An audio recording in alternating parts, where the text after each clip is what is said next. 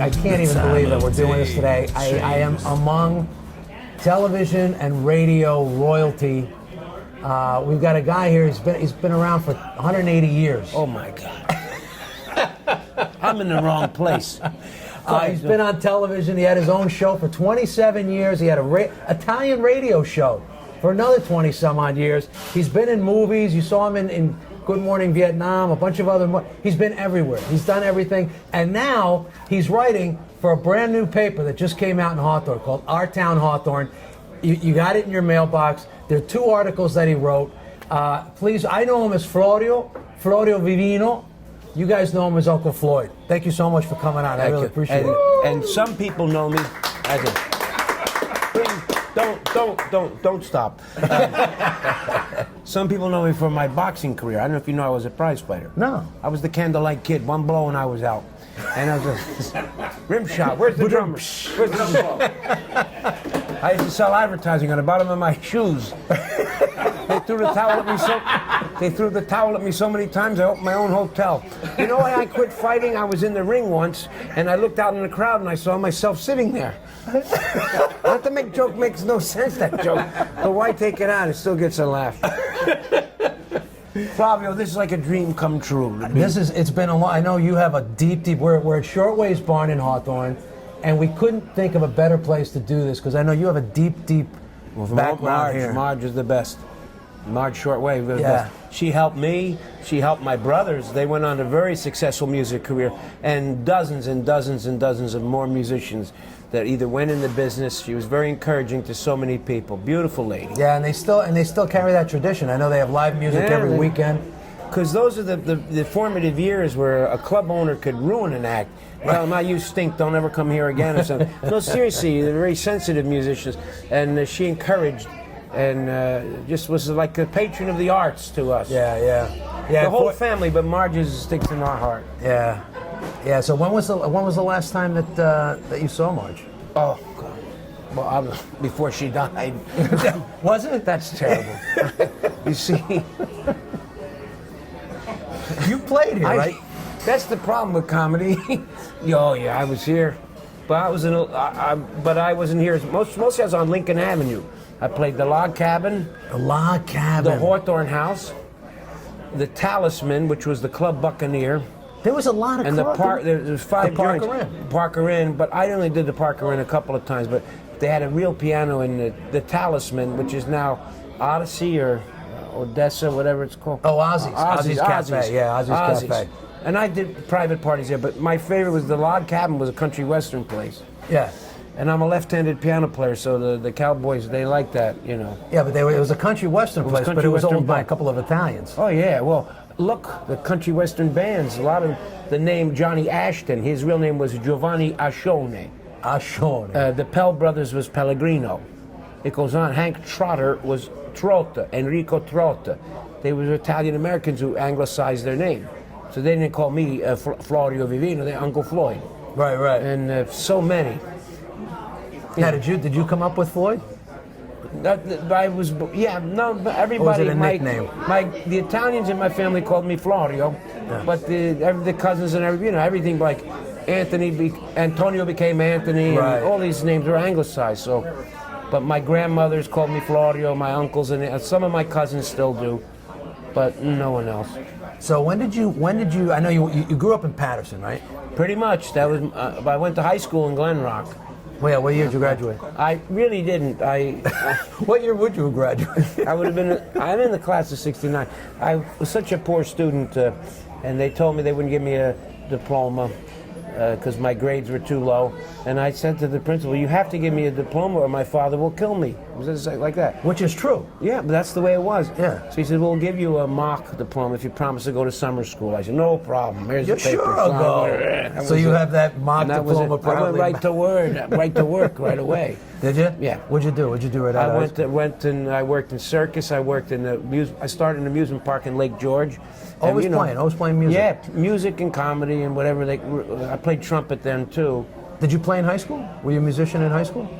No, I was in all the shows though, but I was the cymbal player in the marching band. The cymbal player? Yeah, percussion. Nice. What are you going to do with a piano on a football field? That's a good point. How old were you when you started playing? Probably 6, around that. Wow. But my mother played classical piano. My father was a trumpet player. When I was born, I had 72 relatives on both sides of the family, either musical, artistic, or in show business. So you were going destined. back to Italy. It's a family business. Yeah. We never thought of anything else. Like farmers are farmers. Musicians are Musicians are musicians. Yeah, you Soldiers can't mix make the two. soldiers. Firemen make firemen. Because that's the way it was. Yeah. Restaurant people, they're continuing the family. Look at this family here. I mean, Yeah. so many families. We never thought what we would do for a living. That's why college sounded so foreign, so weird. Why would anybody go to college? When you're 16, 17, we're ready to conquer the world. Yeah. And we loved it. But now, I wish I went to college. There's still time. Yeah. So you started playing right out of high school. Did you have your own band? No, I was usually a lone wolf solo, and I drifted into comedy. I was a sideshow talker in the circus. I worked with an escape artist. What's a sideshow talker? A spiel man. I used to do, my specialty was guess your age. So I had a piece of cardboard in my hand with a pencil, and you come up, okay? I right. guess your age. I look at you, okay? I put it behind my head. Now tell me your age, and Flavio, you're gonna be wise. You're gonna say, I'm 106. Everybody's gonna laugh.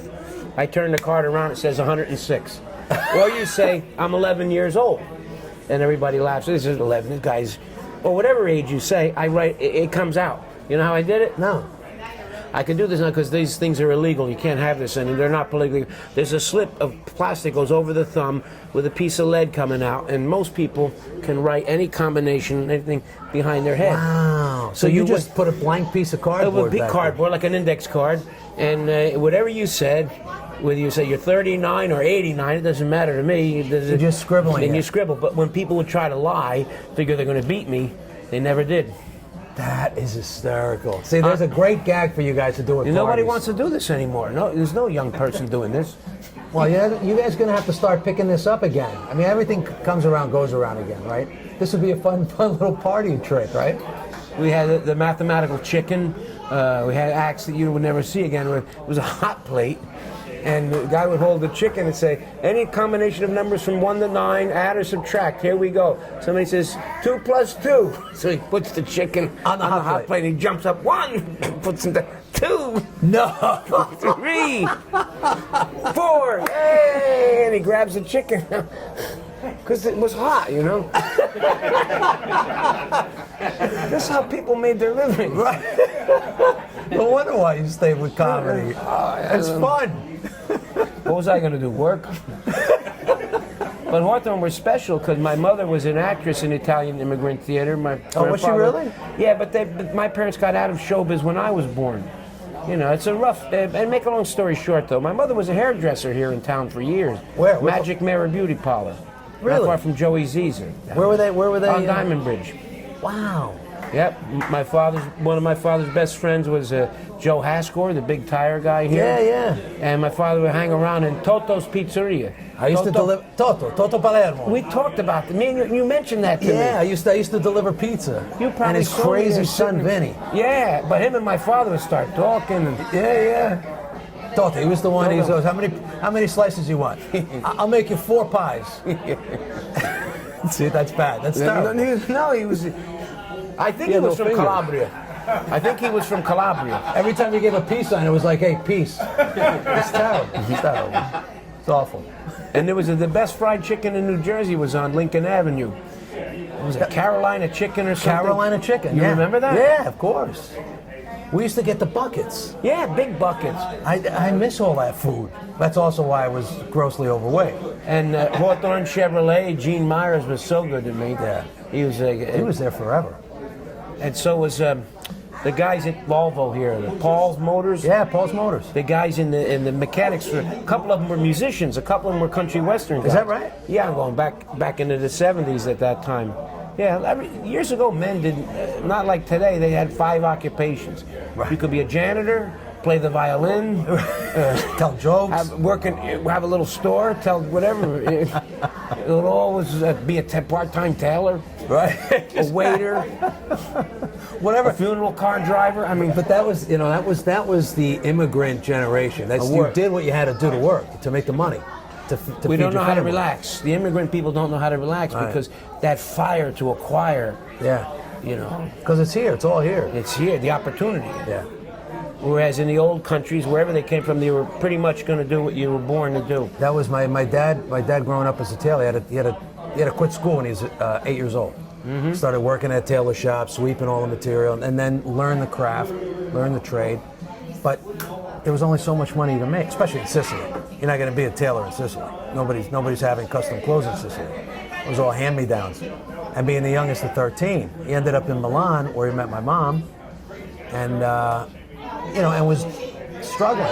Just couldn't do it. Say they don't know, most Americans don't know one thing the immigrant classes was the word hunger. Right. You can't be hungry in this country. You can go to a supermarket and take a strawberry here and a couple of grapes here, and you can do that. Yeah. You see people open a bag of cookies and take a bunch. Yeah.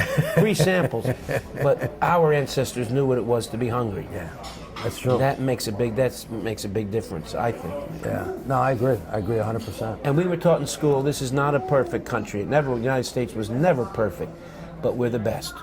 And the teacher would say, I don't see anybody, I don't see you going back to Ireland, and you going back to Poland, Right. and you going back to Italy. None of us. Still, We're here. Yeah. And it's that way with most people in this country right now. Yeah. I have friends from Palestine. I said, would you go live in Palestine now? You've been here? No. No. My daughter married a man from Turkey. I said, would you want to go live in Turkey? No. Once they see this country, Yeah. Everything's here. he says, do you realize just to walk in a store and see like he was talking about like a second, not a cheaper clothing store, one of the highway places. Right. It's just to see the different kinds of cotton you have here. We don't even It's true. see that, but in Turkey, they say, my God, look at this. Yeah. $4.99, how could it be? Yeah. No, it's true. They don't appreciate. People don't appreciate it because they've never been anywhere. But I've traveled the country the world for work, and I've seen all these different countries, and I see what the limitations are. Here, there are no limitations.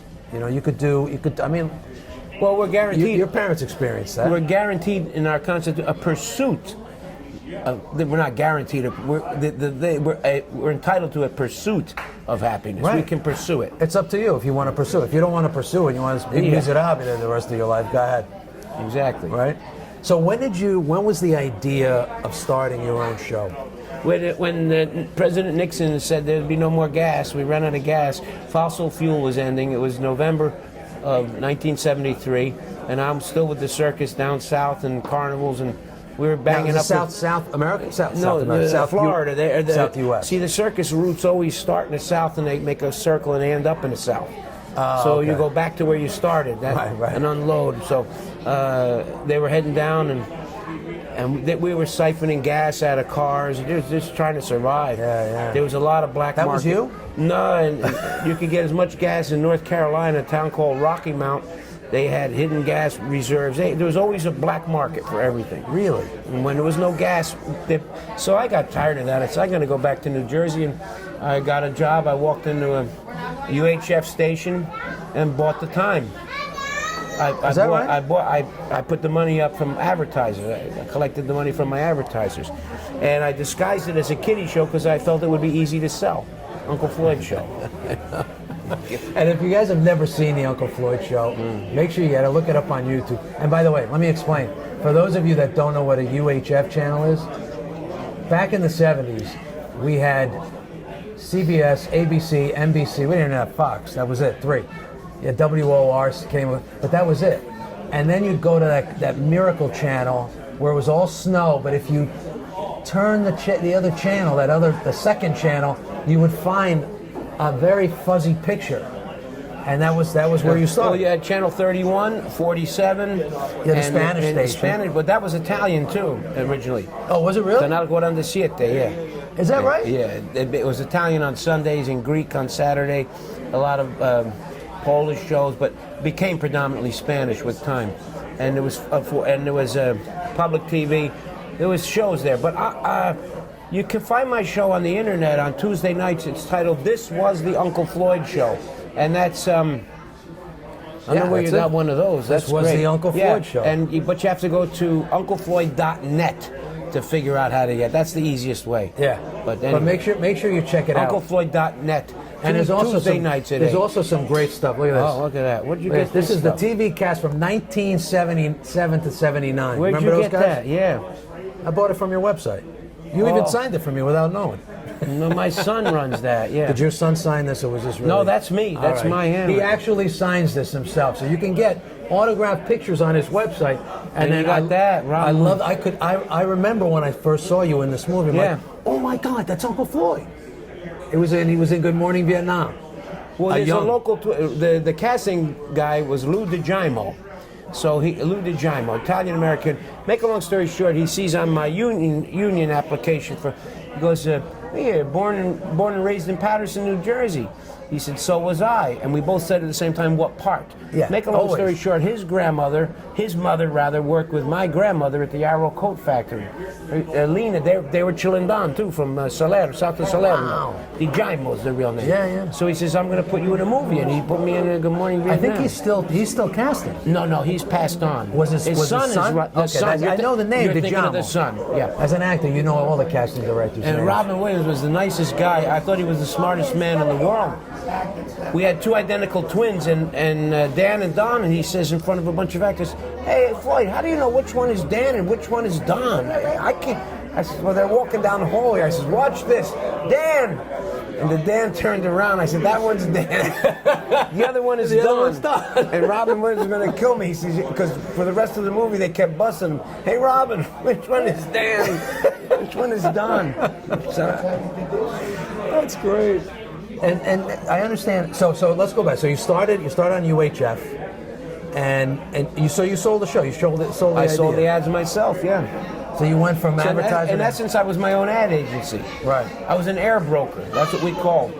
Oh, The yeah. idea was at one point I had paid $2.5 million to advertising but I owed them $400,000. You always fall behind because they can't get rid of you once you owe. Right. So it's a game we play. It's a good business game. So they sold me then to Channel 4 to make up the money that they claimed was due. So that's why I lasted a long time. I was on Channel 4, 1982 and 3. Yeah, you And, syndicated. You had a couple of syndications. Yeah, we were syndicated. Philadelphia, Boston, Cleveland. We didn't go over everywhere, but in the big urban areas we went over good. St. Louis. So I have to have. Where was the idea of Oogie? Oogie? Was that early on in the show? Is that from the beginning days? It's from before the TV show because when you worked at a nightclub like the Roadhouses, you had to do 3 shows many times in one night. Wow. They put you 8:30 at night, a place this size, and then 10:30, and then came the 12:30 show. The 12:30 show was whoever came and drank a lot, they gave them free tickets to come back because they're going to drink more. Yeah, exactly. And that's so. And they would say you got to get a puppet to talk to the people and fool around. So I did, like a lot of comics. But then I brought them to TV with me. That was the birth of Oogie. Yeah. Was it the same puppet? Film, Milford, Connecticut. Yeah. It was the first show, Emerald Room. How did you find Oogie? He was for sale in a magic shop on 8th Avenue, and he called me. I walked by 8th Avenue in New York, Manhattan. And he called me. I walked by and I looked in the window. "Hey, Floyd!" "What?" "Oh, come here." So I went and bought him. And that was it ever since. I always loved it because he always had that giant hand. Well, that's The biggest hand of any puppet I've ever seen. I'm not a ventriloquist. I'm a puppeteer. A puppeteer. Which is very, Yeah, puppetry absolutely. invented in Italy, invented puppets, Punchinello and all that. Italy was really the first real country with puppets. Really? Yeah. We had among other Pinocchio things. with the marionette. Oh, Pinocchio's a legend. That's classic. Of course. Geppetto. Yeah, of course. He was Calabrese, my father told me. Is that right? Of course he Father was. was- Everybody was Calabrese. Unless he was a bad guy. Then he was from Sicily. The cream of wheat chef was Calabrese. Everybody. What about Chef Boyardee? Oh, please. Hector Boyardee was an Italian immigrant who went to Chicago, and he was a cook and he had his restaurant, but he came up during World War II to put macaroni in cans for the soldiers only. So we Not for- preserve it. So they loved it. The American, the guys from Kent, "Hey, this is our Italian food. Nice, man. Open up. We got it right here. Look at that." But Italian guys wouldn't eat it. Yeah. Yeah. I mean, canned macaroni.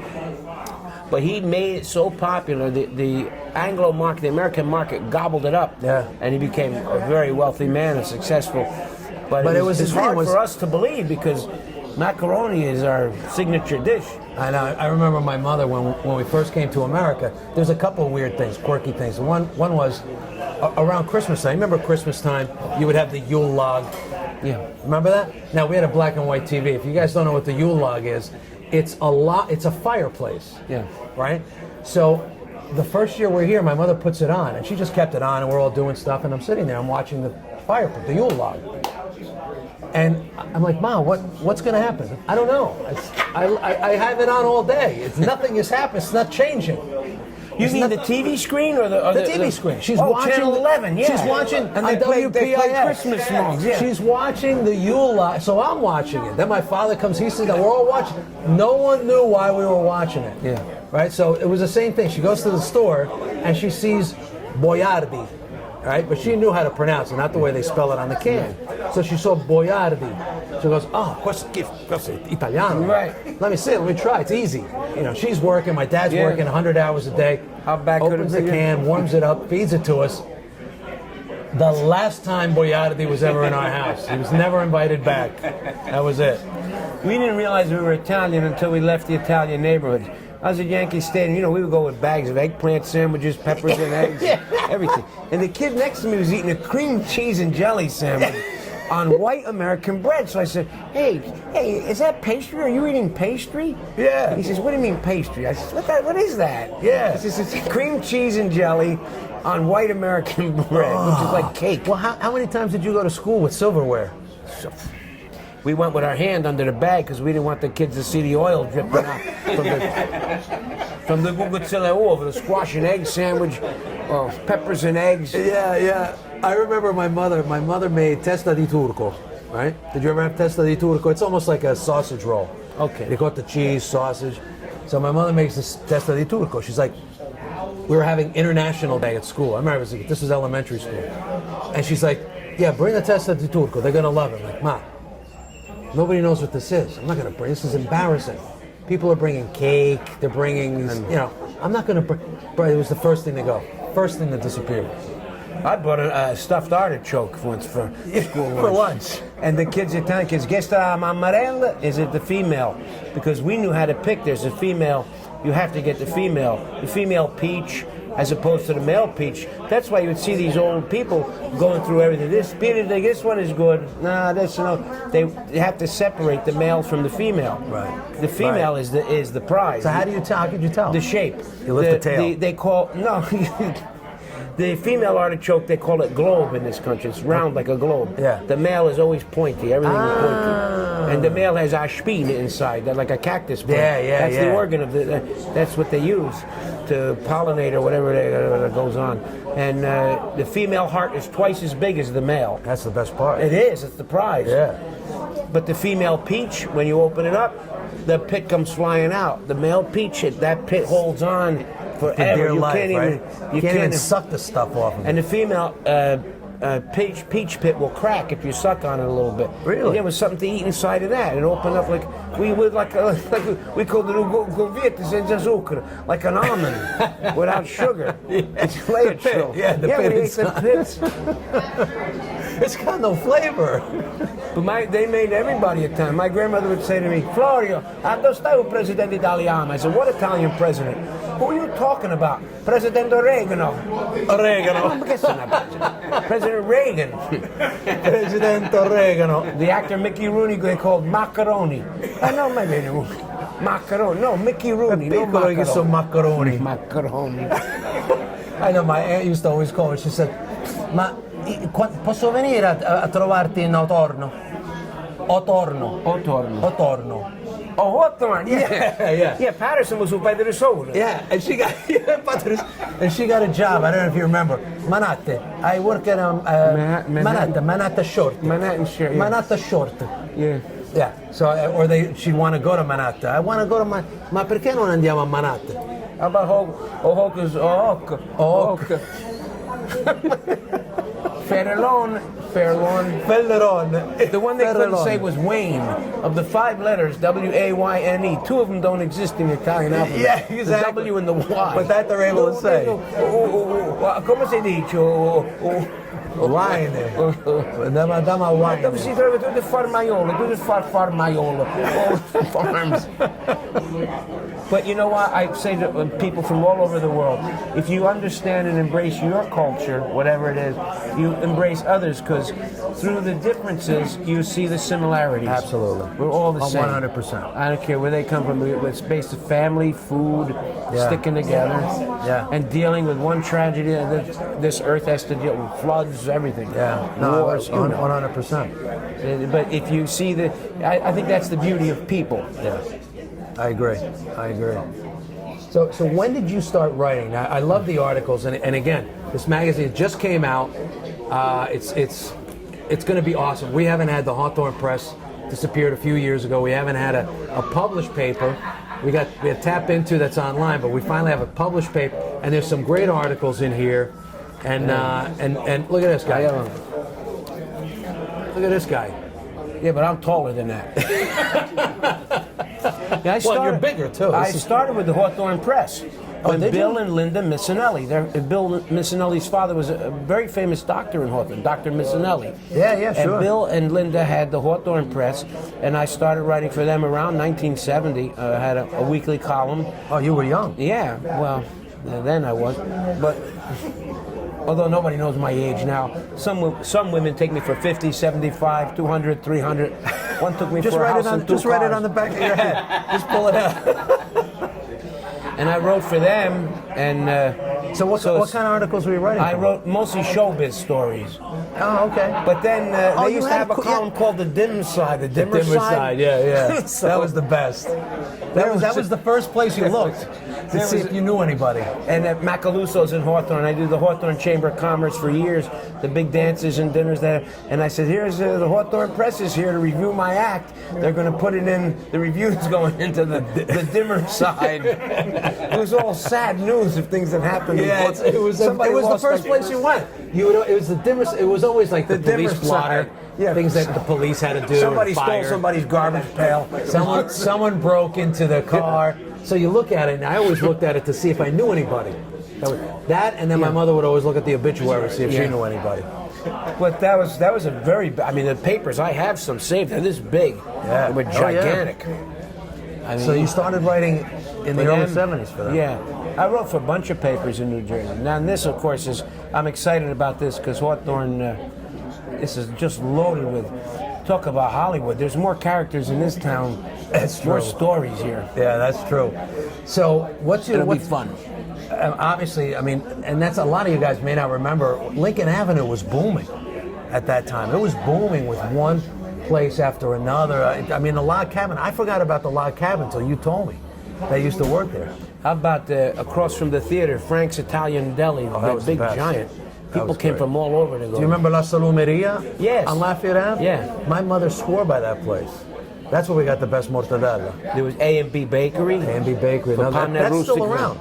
Yeah? Yeah, they're still not here in Hawthorne, but yeah, no, you had some great places in Hawthorne. Yeah. And you worked in most of them. Oh. We used to go to the Hawthorne Theater. I remember seeing movies there. When I lived in Glen Rock in high school, that's where we went. It was closer to come to Hawthorne. To Ridgewood, we could have went to there, but we came to Hawthorne. Yeah, it was easier. And then we used to always walk to Hawthorne for when there's snow and ice by the brook there, Goffle Brook. Yeah, the kids would, and we didn't have sleighs. They used garbage pail lids, pieces of cardboard, exactly, a plastic box. The shovels. They'd sit on a shovel. A little boy in like a milk crate. He's going down the hill. How many landed in the water? In the water. God, they couldn't stop. Yeah. There were always supposed to be kids they were called stoppers to be by the brook. Yeah, to stop these little kids. But they just went in. Different time. How you gonna warm up now? It's freezing out here. But we had a lot of fun on that Goffle Hill there, Goffle Brook. So you're writing stories, yeah. and I love what you wrote, and I know I posted this one. I love what you wrote on the flag. And you know what, I believe that it is very much an immigrant love, because I remember I remember having to take the oath. I remember becoming a citizen, taking the oath, saying the Pledge of Allegiance, and going through that whole thing, watching my parents do it. So I had a deep respect for the flag, and I love how you wrote about it. And I don't care if they were Irish, Italian, German, wherever they came from. A lot of them kissed the ground when they got here. Yeah. The men had an easier time adjusting than the women, because I know my grandmothers fainted when they saw New York City skyline. Oh my God, where are we going? What is this? It was impressive even back. They came in the 30s, my people. Okay. 1930s. So the skyline was pretty much intimidating. Yeah, of course. And they couldn't go into the subway. They couldn't, the noise. So they came to Jersey or Long Island or New York State. They found rural areas. Yeah. Where they could have their peach trees and vegetables and flowers. Or Paterson. From Paterson. If they wanted to work. Yeah, I know there were a lot of Italians that grew up in Paterson, either moved to Glen Rock, moved to Hawthorne, and so there was a big population of Italians in Glen Rock, right? Oh yeah, I know the first day of high school I went over there, and right away I had my Cuban heel shoes with the cleats. I had my high roll collar and the shirt jack with the little buttons on the side. These guys, hey, come here. What? You just came here from Paterson? I said, yeah. What about it? What about it? Calm down. This is Bobby Viglione. He's from Madison Avenue. This is Pagano. They're from Sassafras Street. Tutti Italiano, Italian-American Tutti kids. Italiano, yeah. And they said, you can't dress like this, man. We go to McHugh's. You got to go to McHugh's in Ridgewood. My dad worked at McHugh's. Are you? Oh. He was a tailor at He had to McHugh's. be one of the best. He was. To be there, they were artists, those He tailors. was. He really was. Because they dealt with men with big money and power in there. He worked in Ridgewood, right on Ridgewood Ave. Yeah. There used to be Fiorilla's Custom Tailor. Oh yeah. That was my dad. That was a relative. Okay. So that was one of his first jobs. He worked a lot of sweatshops. Yeah, and later there was Magno, M-A-G-N-O. Yeah, Magno. That was much And then my later. dad opened up a place on Maple Ave called Romeo's Custom Tailor. Okay. And then McHugh's was one of the places he worked before he finally McHugh's settled was, at yeah. his own place. That was the top was of it. That was the top. You Yeah. couldn't go above that. They could do things for, the men were fussy. I want this kind of cup, I want this, Oh yeah. and pull this in, make this, whatever, and those tailors. And that was it. He saw how much they were charging for suits. Yeah. And how much it cost to make a suit. And he said, I'm going to start my own business. And he was very respected. And when he moved to Hackensack, Joe DiMaggio was one of his customers. Wow. Oh. Joe DiMaggio, Mel Stottlemyre, had a bunch of Yankees that came to him. And, again, that was moving to America. The opportunities were there. And he was Sicilian, Joe DiMaggio. Yeah. I met him, and this is a quick story, but somebody says, at Alex and Henry's restaurant in New York, so he says, you got to say hi to Joe DiMaggio. I said, "Hi." I said, Mr. DiMaggio, I'm in awe. I'm a big Yankee fan. And he says, call me Joe. I said, well, I said it out of respect. I said, do you mind if I ask you a question? Now his eyes go up. Oh, brother, here we go. Yeah, everybody does this to me. And he had his little group around him. I said, here's the question. Of all the Italian food, what is your favorite dish? He looks around and he says, nobody has ever asked me this question. They always ask about Marilyn Monroe, the hitting streak, the Frank Sinatra, all this. He says, nobody has ever asked me what my favorite Italian dish was. I says, I think it's a fair question. He says, it is. He liked vongolini, the little clams from Sicily, the little tiny clam with marinara. Had to be marinara and the spaghetti, or linguine. Really? If not, or spaghettini, or some kind of a thin spaghetti, or linguine. Go with vongolo, but he kept saying, had to be vongolini, no vongola, vongolini. The little tiny. There you go, Joe DiMaggio's favorite dish. And he's going on and on about this. So it was very interesting to me. Nobody ever. Those are real stories, and people care about that. I thought you were going to say, okay, now, what was Marilyn Monroe's favorite dish? She loved, there was a book about her by Lena Pepitone, who was her, like a companion. She was a tailor, cook for her. Wow. Marilyn Monroe loved Italian food. Yeah. Who doesn't love Italian food? I don't know. I haven't met the person yet. No, there's one, but he doesn't live anywhere around here. No, but she loved to just all the peasant dishes. Yeah. The macaroni. Even polenta. Polenta was a poor man's meal. We used to get bags of cornmeal this big. Now you go to a restaurant, you order polenta, it's this big, and they charge you $15. How about bruschetta, pane pomodola? It was stale bread with tomato. Exactly. Yeah. My mother made bowls of it like this. Used to buy the nickel bread, run it under the sink, soften the bread, chop it up with olive oil on top, onions, fresh tomatoes, basilico, parsley, prezzemolo, and we ate that. Maybe caparilla, a couple olives in there. Yeah. And we were ashamed to tell people we ate that. Yeah. Now, that was a poor man's dinner. Yeah, now it's a specialty. And healthy, think about it. Yeah. Everything in that was pure health. Everything was fresh. Yeah. All right, so you're writing for the new paper. Yes. Our Town Hawthorne. I'm so excited. That's going to be great. Yeah, so is this going to be ongoing? You're going to write? Every month, oh yeah. Every month. So, guys, this is coming out every month. And for you guys that have stores in the area, businesses in the area, I recommend that you guys take a look at it, give them a call, find out how to advertise. It's not a lot of money, and you're going to get a lot of exposure. It's going to hit it's going to go to every single mailbox in town. How great is that? And it's been a long time since we had something like that. And if you want to see Florio Vivino, make sure you go to UncleFloyd.net. Yes. It'll take you to the show every Tuesday night at 8 p.m. Right? It's carried on Stage It, but to get it easy, you go to UncleFloyd.net. It'll get you there. Yeah, so it's stageit.com TV shows. /SGE hyphen. Oh, no, you don't need all that. Go to UncleFloyd.net. Exactly. And listen. Amen. I am so excited to have my autographed pictures. He's got a lot of stuff on there. And I'm glad that you wrote it back there, too. You had a lot of people that went through this. Yeah. Did you have anybody on your cast that eventually became big? Probably the biggest was my brothers, but they weren't really cast members. Jimmy and Jerry became they ran the band for Conan O'Brien on NBC for years. Yeah. I think Jimmy played at our 1980 at our high school prom.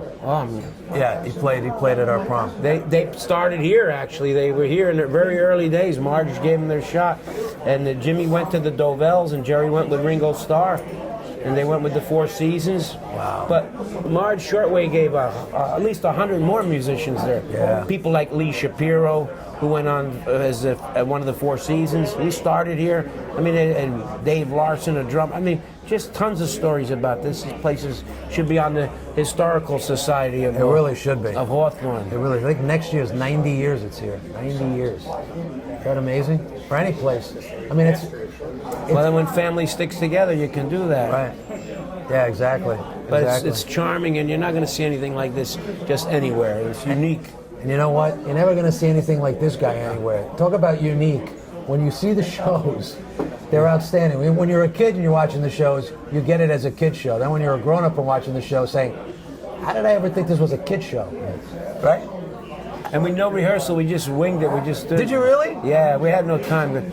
I bought the time. I had to do 5 shows in 4 hours. Where was the studio? Where were you guys doing? I jobbed. I mostly studios in Newark, West Orange, then Nutley. I found whatever I could afford. Yeah. And you did it. You did it for 27 years. It's amazing. And you're still doing it. I love it. I still work. Still. Now, do you do live shows? Yeah. I know this is people could see this in the future. But you can find out. You know, most of the stuff is listed on internet now. On your website, on UncleFloyd.net. But I still work at Villa Roma, up in the Catskills. I still work a lot in Staten Island, Scranton, Pennsylvania. I still go around. There's still a lot of work. Hopefully, we'll see you here at Shorewave. So. Good. We'll talk to these guys and we'll give you a spot.